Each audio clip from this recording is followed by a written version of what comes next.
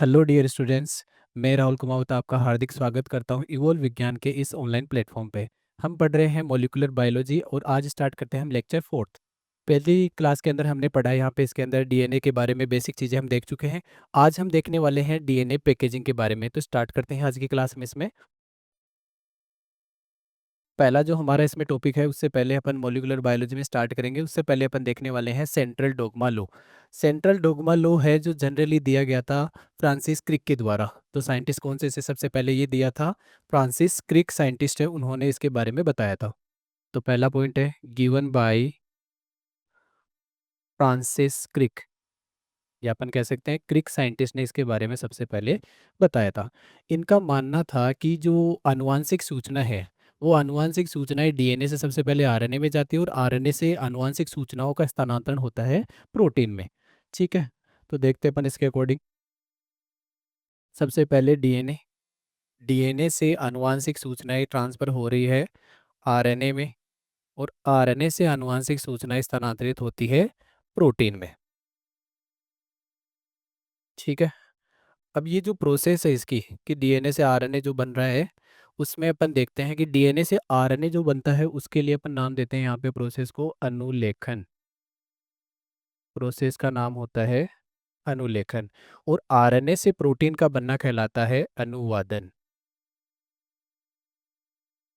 Same इसी process को अपन English में बोलते हैं, अनुलेखन के लिए वर्ड आता है ट्रांसक्रिप्शन, और अनुवादन के लिए वर्ड यूज करते हैं अपन ट्रांसलेशन।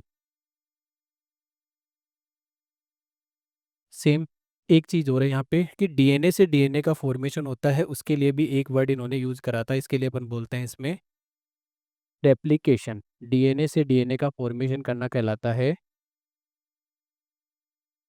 रेप्लिकेशन, या इसे अपन कहते हैं प्रतिकृति, डीएनए की प्रतिकृति।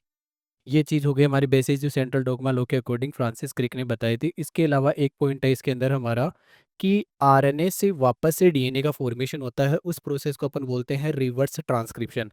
तो नेक्स्ट प्रोसेस क्या है हमारी? आरएनए से वापस से डीएनए का फॉर्मेशन होता है, उसको बोलते हैं अपन रिवर्स ट्रांसक्रिप्शन।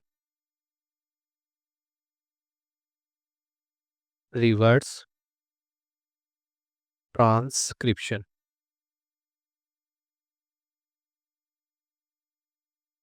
या रिवर्स अनुलेखन। रिवर्स ट्रांसक्रिप्शन के जनरली एग्जांपल होते हैं रेट्रोवायरस। जैसे एग्जांपल के तौर पे अपन यहाँ पे लेते हैं, इसमें एग्जांपल है एचआईवी वायरस।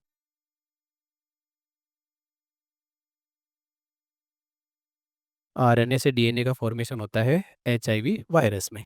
इसके बाद में हम नेक्स्ट टॉपिक देखते हैं हमारा पैकेजिंग इन यूकेरियोटिक और पैकेजिंग इन प्रोकैरियोट, डीएनए के बारे में। नेक्स्ट टॉपिक है हमारा डीएनए पैकेजिंग। सबसे पहले डीएनए पैकेजिंग की रिक्वायरमेंट क्यों है? डीएनए पैकेजिंग के लिए सबसे पहले रिक्वायरमेंट ये इसलिए होती है हमारी कि जनरली हमारा जो डीएनए, ह्यूमन डीएनए की लेंथ होती है वो 2.2 मीटर की लेंथ होती है, जिसको अपने को पैक करना होता है 6 से 10 माइक्रोमीटर वाले व्यास वाले न्यूक्लियस के अंदर। ठीक है, स्टार्ट करते हैं। इसमें सबसे पहले अपन ह्यूमन जीनोम की लेंथ देखते हैं। तो सबसे पहले अपन पॉइंट है हमारा मानव डीएनए की लेंथ।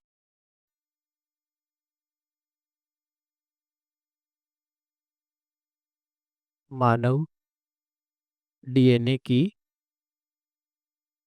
लंबाई।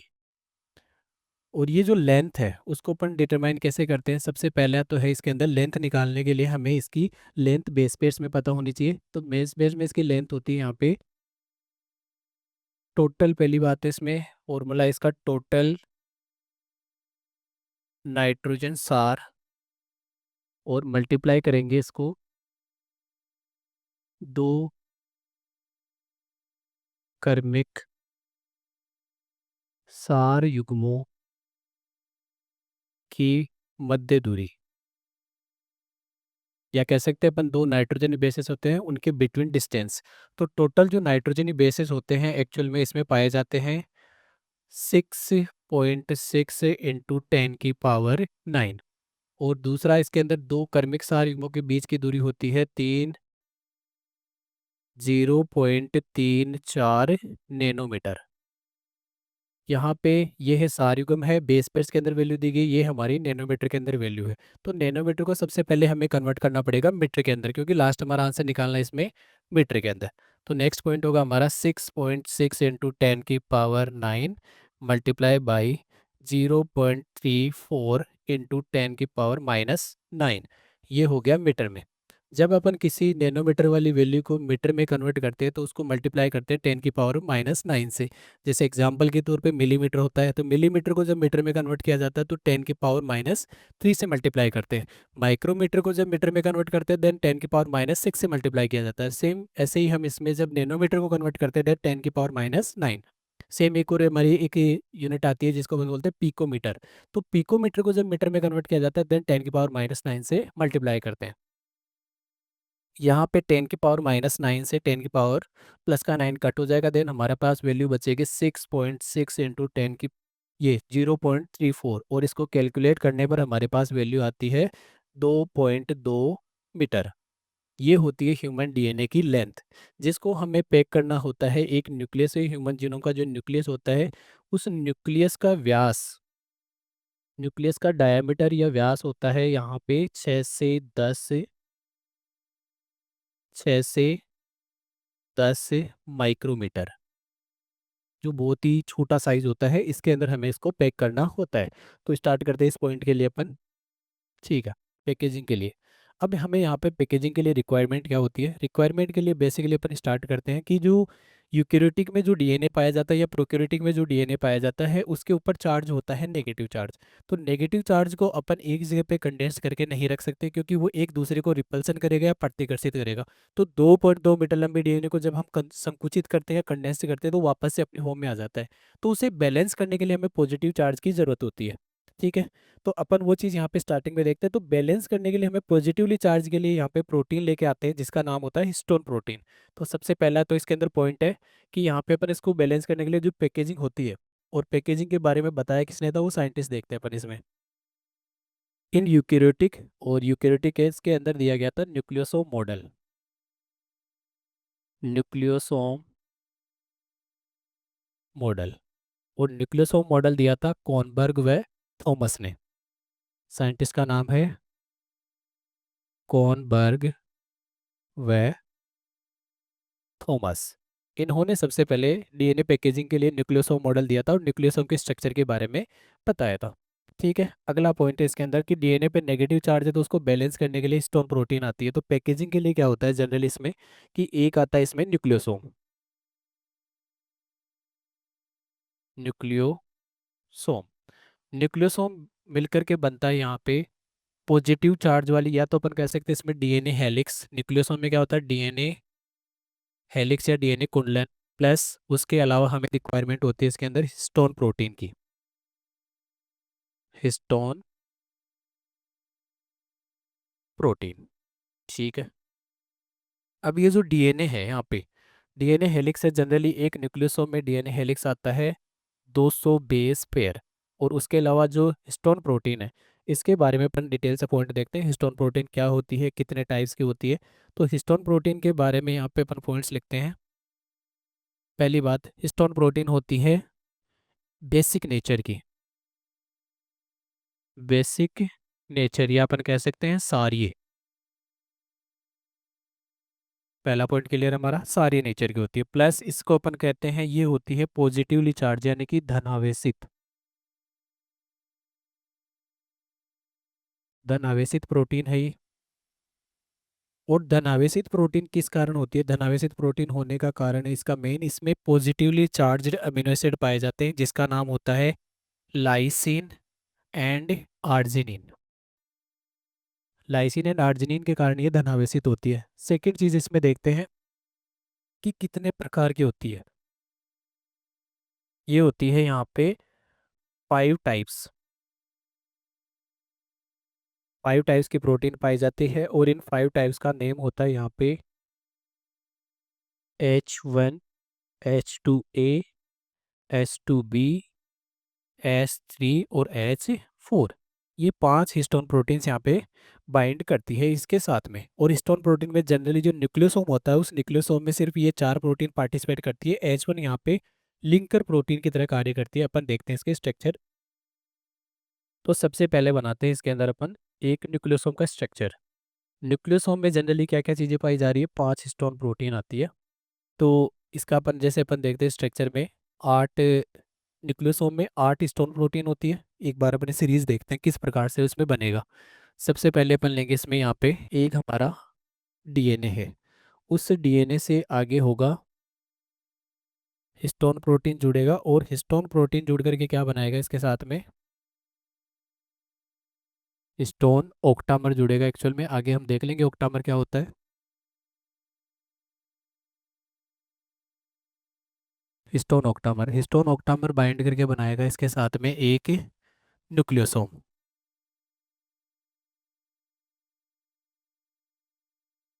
न्यूक्लियोसोम और न्यूक्लियोसोम से आगे स्ट्रक्चर बनने वाली है इसमें। न्यूक्लियोसोम के जनरली जो 6 यूनिट्स होती है, 6 अणु मिलकर के 6 यूनिट्स मिलकर के फॉर्मेशन करती है यहाँ पे एक स्ट्रक्चर जिसका नाम होता है सोलेनोइड। सोलेनोइड का फॉर्मेशन करेंगे, और सोलेनोइड वाली जो स्ट्रक्चर है वो बाद में और ज़्यादा कुंडलित होकर के या कोइल्ड होकर के एक स्ट्रक्चर बनाती है जिसका नाम होता है क्रोमेटिन, जिसे बोलते हैं अपन क्रोमेटिन। और क्रोमेटिन आगे कुंडलित होकर के बनाती है क्रोमेटिड।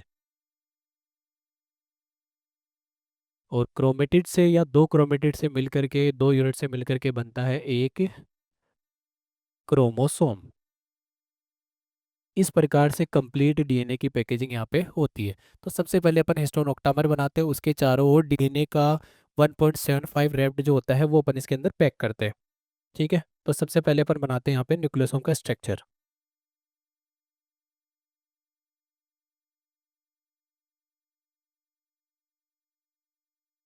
Nucleosome structure. अब न्यूक्लियोसोम स्ट्रक्चर में जनरली आते हैं स्टोन प्रोटीन्स के मॉलिक्यूल्स। तो अपन बनाते हैं न्यूक्लियोसोम का स्ट्रक्चर। स्ट्रक्चर कैसे बनेगा इसमें, स्ट्रक्चर बनाने के लिए हमें बनाने पड़ेंगे सबसे पहले जो हिस्टोन प्रोटीन है उसके मॉलिक्यूल्स। पहले बनाते हैं हम एक प्रोटीन यहाँ पे, दूसरा प्रोटीन, 3, और ये 4। 4 हिस्टोन प्रोटीन बनाए जब हमने, और इसमें 4 का जनरली नाम है यहाँ पे H2A, H2B, H3 और H4। ये जो 4 हिस्टोन प्रोटीन है, जस्ट इनके पीछे 4 और हिस्टोन प्रोटीन होती है सेम। सेम यहाँ पे अपन यहाँ पे बात करेंगे तो इनके जस्ट पीछे 4 हिस्टोन प्रोटीन और होती है। तो अपन ने मान लिया कि जो 4 अणु आगे हैं, 4 मॉलिक्यूल जस्ट इसके पीछे रहेंगे। जैसे एग्जाम्पल के तौर पे 4 फुटबॉल है हमारे पास, H2A, H2B, H3 और H4। सेम उनके पीछे H2A, H2B, H3 और H4। ऐसे करते हुए 8 यूनिट होगी टोटल हमारे पास। क्या चीज़ आ जाएगी इसके अंदर बात करेंगे तो यहाँ पे आ रही है इसमें प्रत्येक के 2 मॉलिक्यूल आएंगे, H2A के, H2B के, H3 और H4। इन सब के मॉलिक्यूल्स मिलकर के बनाते हैं हिस्टोन ओक्टामर। क्या बनाएंगे, हिस्टोन ओक्टामर, या जिसे कहेंगे अपन हिस्टोन अष्टक। पूरा नाम होता है इसका हिस्टोन अष्टक। ठीक है, ये हिस्टोन अष्टक बन गया। अब ये जो हिस्टोन अष्टक है इसके चारों ओर रैप्ट होता है डीएनए। कितना डीएनए चारों ओर लिपटा होगा इसके अंदर, इसके ऊपर चार्ज है पॉजिटिव चार्ज, ये पॉजिटिव चार्ज वाली है। इसके चारों ओर डीएनए यहाँ से बाइंड करता है।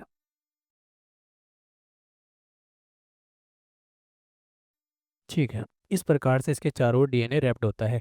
पूरा राउंड लगता है, जैसे पूरा स्टोन अष्टक बनाया उसके चारों ओर अपन एक राउंड पूरा लगाएंगे, दूसरा 0.75, यानी कि टोटल राउंड कितना होता है। कुंडलन की बात करेंगे इसमें, तो कुंडलन कितना पाया जाता है इसमें 1.75, या अपन कह सकते हैं 1/3/4 कुंडलन पाया जाता है, जिसमें डीएनए की लेंथ होती है 200 बेस पेयर। 200 बेस पेयर का डीएनए इस न्यूक्लियोसोम के चारों ओर यहाँ पे अरेंज होता है। प्लस एक हमारी इसमें प्रोटीन बची है जिसका नाम होता है H1 प्रोटीन। ये है H1 जिसका नाम होता है H1 प्रोटीन, या इसे कहते हैं अपन लिंकर प्रोटीन। इसका नाम होता है लिंकर प्रोटीन। और यहाँ पे जो डीएनए दिख रहा है लास्ट में एंड्स पे जो निकला उसका नाम होता है लिंकर डीएनए। और इस कंप्लीट स्ट्रक्चर को बोलते हैं अपन न्यूक्लियोसोम। ठीक है, यहाँ तक का पॉइंट हमें समझ में आ गया। अब अपन बनाते हैं यहाँ पे इसकी कंप्लीट स्ट्रक्चर, जनरली जो स्ट्रक्चर बनाने वाले हैं। ठीक है, लेंथ निकाल ली है। किस प्रकार से पेग होगा एक बार ये डायग्राम देखते हैं अपन, इसे समझते हैं फिर बनाते हैं। ये जनरली एक डीएनए होता है। डीएनए के आगे हम बनाया है न्यूक्लियोसोम। न्यूक्लियोसोम आगे अरेंज होकर के बनाएंगे क्रोमेटोसोम, और क्रोमोटोसोम के आगे इसमें कुंडलित होकर के 6 न्यूक्लियोसोम एक लाइन में आकर के अरेंज होकर के बनाएंगे यहाँ पे सोलेनोइड। सोलेनोइड आगे कुंडलित होकर के बना रहा है फाइबर, फाइबर जिसका नाम होता है क्रोमेटिन। और क्रोमेटिन से आगे जो स्ट्रक्चर बनने वाली है वो होती है क्रोमेटिड। जनरली एक क्रोमेटिड है दूसरा, और इससे कंप्लीट बन जाएगा हमारा क्रोमोसोम। तो ये स्ट्रक्चर अपन बनाते हैं इसमें। कैसे बनेगी ये स्ट्रक्चर, स्टार्टिंग करते हैं इसमें। तो सबसे पहले अपन लेते हैं इसमें डीएनए। ये हमारा यहाँ पे एक डीएनए है जो आगे जाके इसमें सबसे पहले कुंडलित होगा। इसके ऊपर यहाँ पे 5 प्राइम, यहाँ पे 3 प्राइम। ठीक है, यहाँ तक हमें समझ में आ गया। अब हम देखते हैं इसमें, इसके ऊपर चार्ज होता है नेगेटिव चार्ज, और नेगेटिव चार्ज आपस में प्रतिकर्षित करता है, इसलिए ये अपने आप को कोइल्ड नहीं कर सकता। तो हमें क्या करना पड़ेगा, इससे बाइंड करवानी पड़ेगी पॉजिटिव चार्ज वाली, जो अभी हमने स्ट्रक्चर बनाया था न्यूक्लियोसोम का। तो हम यहाँ पे लेकर के आ रहे हैं धनावेशित प्रोटीन जिसका नाम होता है स्टोर प्रोटीन। एक मोलिक्यूल, दूसरा मोलिक्यूल लेकर के आएंगे, 3 और 4। कितने आने चाहिए टोटल, टोटल होंगे इसके अंदर 8। तो 8 के अंदर यहाँ पे कौन कौन से आ गए, सबसे पहले आएगा H2। पहले अपन लेकर के आएंगे इसमें H2A। दूसरा है H2B। तीसरा H3 और H4। और इन सब के चारों के पीछे रहेगा यहाँ पे एक एक और मोलिक्यूल। तो टोटल हो गए 8। 8 से बन गया हिस्टोन अष्टक। इस हिस्टोन अष्टक के चारों ओर हमारा लिपटा रहेगा डीएनए। तो ये डीएनए कुछ इस प्रकार से इसमें आगे जाकर के कोइल्ड होएगा इसके चारों ओर, और यहाँ से ये चीज़ यहाँ पे आगे। सेम ऐसा का ऐसा एक और न्यूक्लियोसोम अपन बना देते हैं, किस हिसाब से बनेगा इसमें। ये बनाया हमने,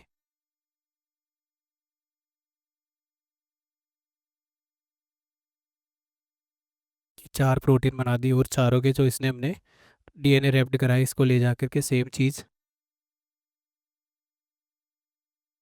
और यहाँ से ये रिलीज।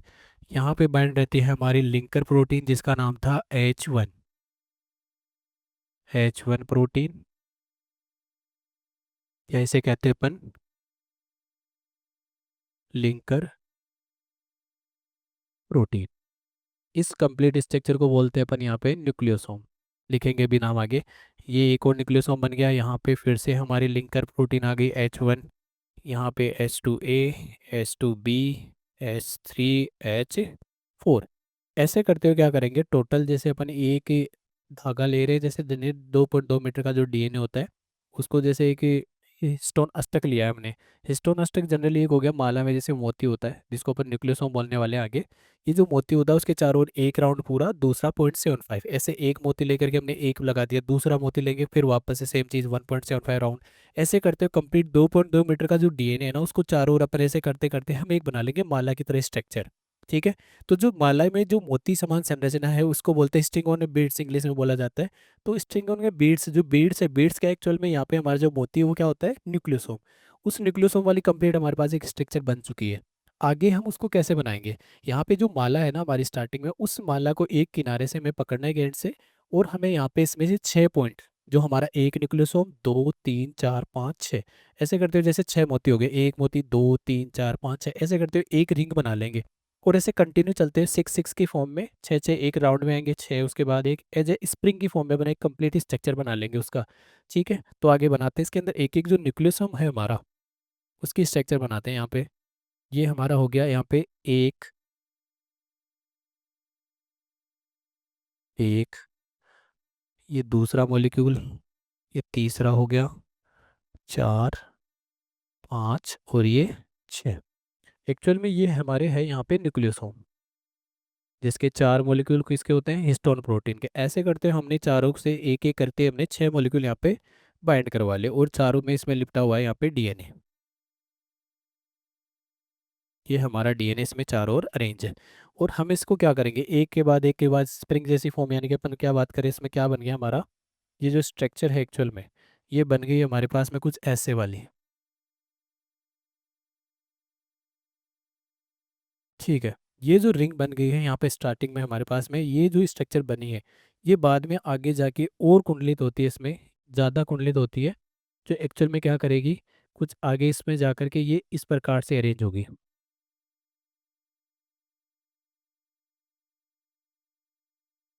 और यहाँ पे ये लास्ट में जाकर के पैक होगी एक न्यूक्लियोसोम के अंदर, या अपन कहेंगे इसके अंदर एक क्रोमोसोम वाले स्ट्रक्चर में जाकर के ये पैक हो जाती है। जैसे एक बना लेते हैं अपन क्रोमोसोम, और उसमें जाकर के ये अरेंज होने वाली है। ये जो ग्रीन वाला पार्ट है, ये अभी अपन नाम देंगे इसका, इसका नाम होते हैं क्रोम से, ये क्रोमेस्टीन।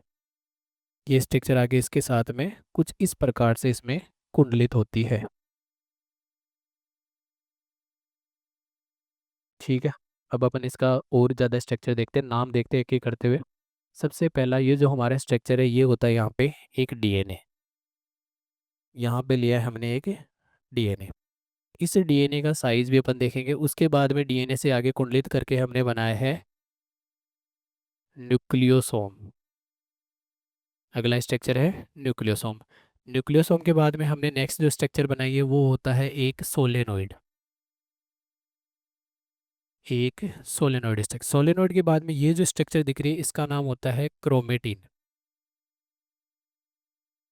और क्रोमेटिन आगे जाकर के कुंडलित होकर के जो स्ट्रक्चर बनाती है, ये वाली जो स्ट्रक्चर दिख रही है हमें, एक सेकेंड, क्रोमेटिन वाला पार्ट हमारा आगे होगा। क्रोमेटिन का पार्ट बना है, ये वाली स्ट्रक्चर जो है ये है हमारी क्रोमेटिन। और क्रोमेटिन से आगे जो स्ट्रक्चर बनेगा उसको बोलते हैं अपन क्रोमेटिड।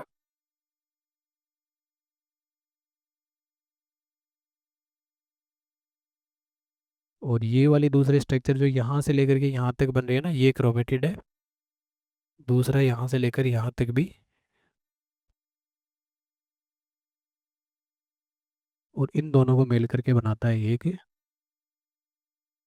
क्रोमोसोम। ठीक है। अब अपन देखते हैं एक एक करते हुए इनका डायमीटर, जो व्यास होता है कितना क्या है इसके अंदर, तो वो डायमीटर अपन देख लेते हैं एक बार। ठीक है। यहाँ पे जो डीएनए है, एक्चुअल में डीएनए का व्यास कितना होता है, डबल हेलिक्स मॉडल के अकॉर्डिंग अपन पढ़ चुके हैं इसमें। इसका व्यास होता है 2 नैनोमीटर का। 2 नैनोमीटर। ठीक है। 2 नैनोमीटर व्यास वाले को आगे अपन कुंडलित करके बनाते हैं एक न्यूक्लियोसोम। तो एक न्यूक्लियोसोम का जो व्यास होता है, अपन बात करेंगे यहाँ से लेकर यहाँ तक का, इसका व्यास होता है 11 नैनोमीटर। ठीक है। अब 11 नैनोमीटर वाले व्यास वाले कुंडलित को आगे और ज़्यादा कुंडलित किया जाए तो बनता है सोलेनोइड, और सोलेनोइड का व्यास होता है 30 नैनोमीटर। ठीक है। 30 नैनोमीटर को ज़्यादा और आगे कुंडलित करेंगे तो अपनी स्ट्रक्चर बनी थी क्रोमेटिन। और क्रोमेटिन का व्यास होता है जनरली 300 नैनोमीटर। देखो यहाँ पे समझो, हमने एक स्प्रिंग वाली संरचना बनाई थी, 6 मोती को एक राउंड में लेकर के एक स्ट्रक्चर बनाई जैसे सोलेनोइड का। ऐसे करते हमने कंप्लीट माला जी थी उसको एक स्प्रिंग के रूप में बना लिया। अब क्रोमेटिन कैसे बनेगी, जो माला की हमारी स्टार्टिंग एक स्प्रिंग वाला एक राउंड करते हुए 2 3 4 5 6 7 8 9 10, 10 राउंड ऊपर लेके जाओगे, 10 नीचे, 10 10 के फॉर्म में, तो यहाँ पे अपन देखेंगे ये 10 10 वाले हैं। एक सोलेनोइड इधर होगा, 2 3 4 5 6 7 8 9 10, 10 10 करते हुए यहाँ पे इस फॉर्म में है, तो इसका व्यास होता है कितना, 300 नैनोमीटर। ठीक है। अगला हमने स्ट्रक्चर बनाया क्रोमेटिड, जो क्रोमोसोम का, या क्रोमेटिड को बोलते हैं अपन अर्ध गुणसूत्र। ठीक है। इसका व्यास होता है यहाँ पे 700 नैनोमीटर। और यहाँ पे दूसरा होगा, उसका व्यास भी कितना होगा, 700 नैनोमीटर। और कंप्लीट स्ट्रक्चर बन जाती है हमारी क्रोमोसोम में, जिसका व्यास होता है 1400 नैनोमीटर। ठीक है। यहाँ तक हमारा यूकेरियोटिक कोशिकाओं के अंदर जो स्ट्रक्चर बनी है, ये होती है यूकेरियोटिक कोशिकाओं में डीएनए की पैकेजिंग। एक एक करते हुए पॉइंट देख लो, जैसा कि हमने स्टार्टिंग में बनाया था कि किस प्रकार से एक जो चेन फॉर्म होती है इसके अंदर या बनती है। देखो इस वाले में सबसे पहले डीएनए, डीएनए का व्यास कितना है इसके अंदर, डीएनए का जो व्यास है इसमें होता है 11 नैनोमीटर, सॉरी 2 नैनोमीटर। डीएनए का व्यास है 2 नैनोमीटर। इसको कुंडलित करके बनाया न्यूक्लियोसोम। 11 नैनोमीटर, और इसको और कुंडलित करके बनाया हमने 30 नैनोमीटर। क्रोमेटीन बना दिया, क्रोमेटीन का होता है 300 नैनोमीटर, और उससे क्रोमेटिड का 700 नैनोमीटर, और क्रोमोसोम का 1400 नैनोमीटर व्यास। इस प्रकार से यूकेरियोटिक कोशिकाओं में डीएनए की पैकेजिंग होती है। प्लस एक चीज़ और रह गई है हमारी इसके अंदर, वो स्ट्रक्चर अपन देखते हैं डायग्राम वाले में। देखो, ये जो लास्ट की पैकेजिंग है यहाँ पे, इसमें पैकेजिंग करवाने के लिए यहाँ पे एक प्रोटीन्स आती है, जो एक्चुअल में प्रोटीन्स कौन सी है, यहाँ पे प्रोटीन लगती है साथ में NHC। देखो, एक एक करते हुए अपन पॉइंट ही लिख लेते हैं इसके। ठीक है।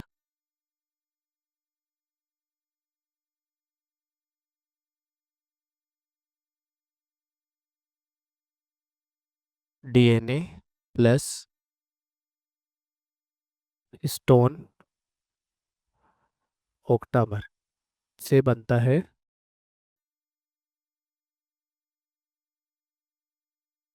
न्यूक्लियोसोम। ठीक है, न्यूक्लियोसोम बना लिया। 6 न्यूक्लियोसोम से फॉर्म होगा आगे सोलेनोइड। ठीक है, और न्यूक्लियोसोम क्या है, एक्चुअल में न्यूक्लियोसोम होती है माला पर मोती समान संरचना, या अपन कह सकते हैं इसे, इसे एक नाम दे सकते हैं बीड्स और string. Beads on a string. ठीक है, सोलेनोइड फॉर्म हो गया। सोलेनोइड वाले स्ट्रक्चर से आगे क्या बनेगा कि सोलेनोइड से बनता है आगे क्रोमेटिन।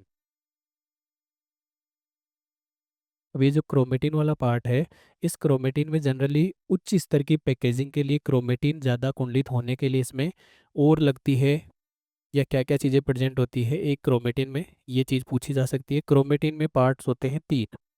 एक आ गई है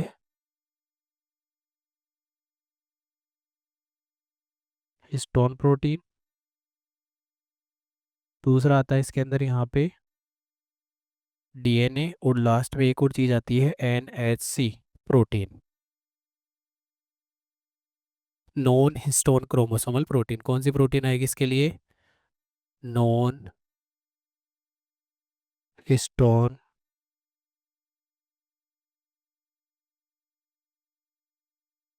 क्रोमोसोमल प्रोटीन, जो इसकी उच्च स्तर की पैकेजिंग के लिए काम में आती है। ठीक है, ये मिलकर के लास्ट में बनाती है एक क्रोमोसोम। तो इस प्रकार से ये जो स्ट्रक्चर है, ये यहाँ पे हमारी जो यूकेरियोटिक कोशिकाओं में DNA की पैकेजिंग है वो यहाँ पे कंप्लीट होती है।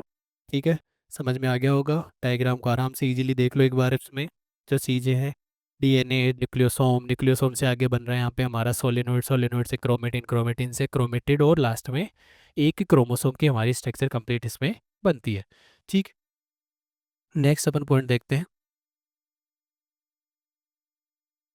DNA packaging in prokaryotic cell.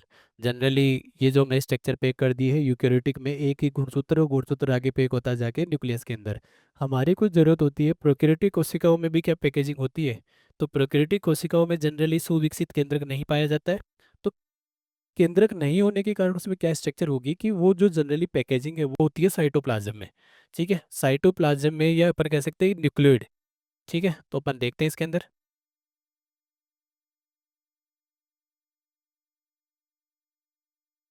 Prokaryotic cells में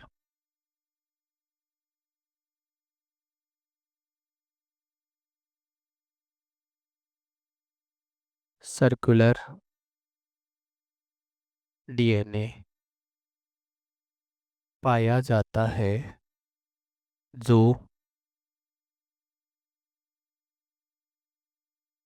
जो कोइल्ड, या अपन कह सकते हैं कुंडलित,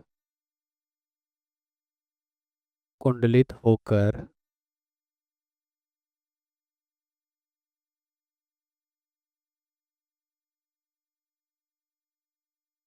न्यूक्लियोइड, या जिसे बोलते हैं अपन केंद्रकाभ,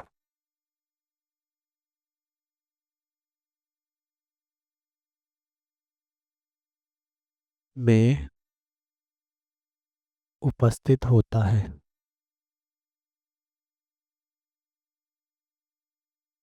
अगला पॉइंट, प्रोकैरियोटिक सेल्स में डीएनए पैकेजिंग के लिए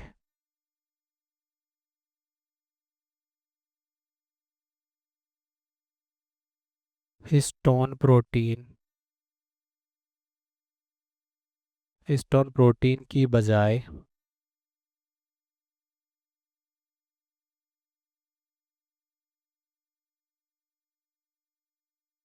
पोलीएमिन्स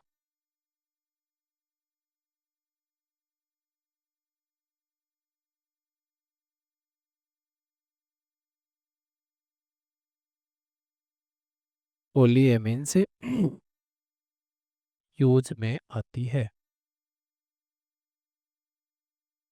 प्रोकैरियोटिक कोशिकाओं में जनरली जो होता है पैकेजिंग के लिए positively charge histone protein absent होती है, उसकी बजाय यहाँ पे काम में आती है पोलीएमिन्स प्लस। वो किस फॉर्म में पाया जाता है? न्यूक्लियोइड की फॉर्म में यहाँ पे प्रेजेंट होता है।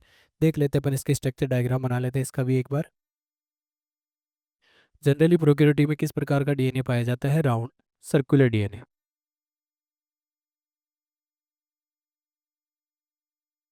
ठीक है, इस प्रकार से यहाँ पे इसके अंदर डीएनए प्रेजेंट होगा। इस डीएनए को कुंडलित करने के लिए यहाँ पे पॉजिटिव चार्ज वाली आती है पोलीएमिन्स। ठीक है, इसके ऊपर पॉजिटिव चार्ज है, ये पॉजिटिव चार्ज प्लस इसके ऊपर नेगेटिव चार्ज है। अब ये जो नेगेटिव चार्ज है ये कुंडलित होता है इसके ऊपर यहाँ पे, तो पॉजिटिव चार्ज वाली जो स्ट्रक्चर है हमारी, इसके ऊपर कुंडलित हो जाता है हमारा ये डीएनए। तो ये किस हिसाब से प्रेजेंट होगा यहाँ पे? इसमें डीएनए लूप्स की फॉर्म में ये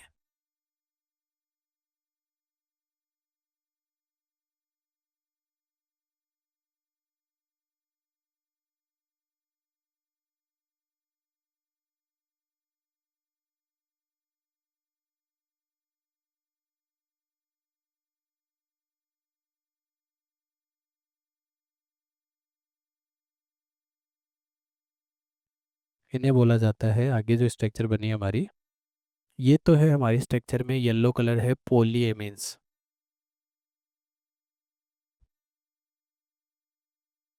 पोलीएमिन्स प्लस इसके चारों ओर है ये जो दिख रहा है ये है डीएनए लूप्स, क्या कह सकते हैं? डीएनए कुंडलन। इस प्रकार से प्रोकैरियोटिक सेल्स के अंदर डीएनए की पैकेजिंग पाई जाती है।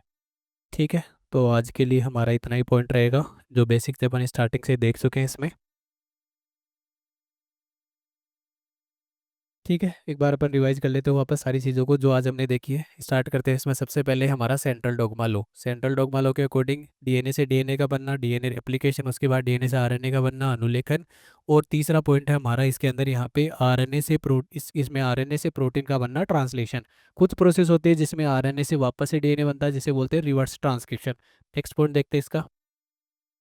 नेक्स्ट वर्ड देखा हमने न्यूक्लियोसोम मॉडल जो दिया था कॉर्नबर्ग एंड थॉमस ने।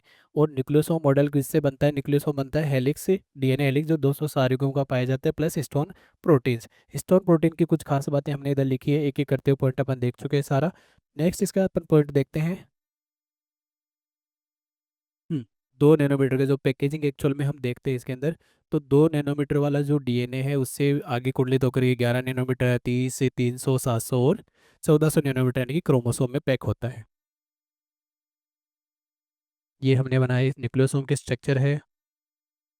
अच्छा, न्यूक्लियोसोम के स्ट्रक्चर में कितनी प्रोटीन्स आती है ये अपन देख चुके हैं। टोटल 4 प्रकार की प्रोटीन है और 8 इसमें प्रोटीन्स होती है। ह्यूमन जीनोम की लेंथ निकाल चुके हैं। ये अपन ने स्ट्रक्चर देखा था डीएनए से न्यूक्लियोसोम, क्रोमेटोसोम, सोलेनोइड फाइबर। उसके अलावा मेन सबसे पहली जो आज की क्लास का सबसे मेन टॉपिक है वो है हमारा यूकेरियोटिक कोशिकाओं में डीएनए का पैकेजिंग। तो आज के लिए इतना ही, बाकी का हम देखते हैं नेक्स्ट क्लास में। Thank you so much. तो जाते जाते आप सभी के लिए एक थोड़ी गंभीर वाली शायरी है, थोड़ा ध्यान से सुनना। किसी ने सवाल तो किसी ने अंदाज बदले, किसी ने सवाल तो किसी ने अंदाज बदले हैं, किसी ने लिबास तो किसी ने किरदार बदले हैं। मैंने देखा है बुरे वक्त में लोगों को, किसी ने खुदा तो किसी ने आसमान बदले हैं।